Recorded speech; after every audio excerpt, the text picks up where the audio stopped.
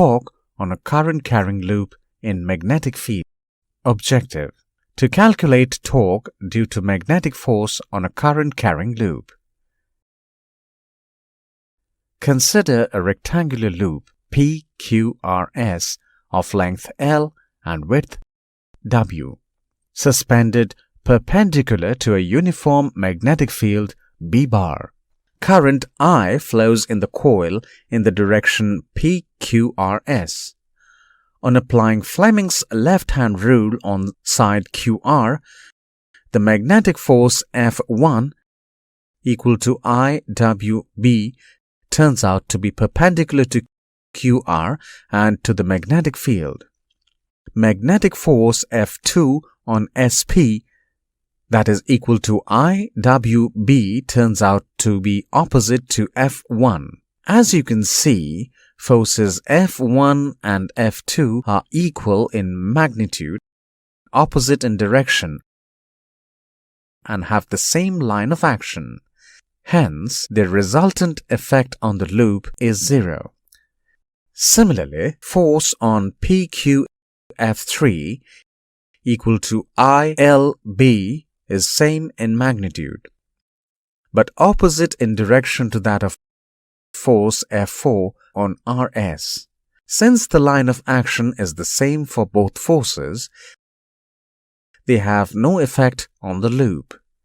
Now, let the loop's normal make an angle theta with the magnetic field. Forces on SP and QR are equal and opposite to each other, and they have the same line of action.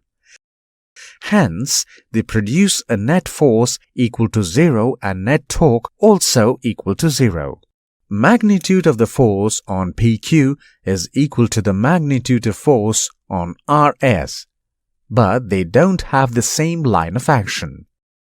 Hence, they produce a couple due to which the coil tends to rotate in the clockwise direction. From triangle PSN, sin theta is equal to Pn by Ps. This gives the distance between the forces Pn equal to W sin theta. Net torque acting on the coil is equal to the product of magnitude of force and the perpendicular distance between the forces. WL is equal to area of the loop. Hence, torque on the coil is equal to IBA sin theta.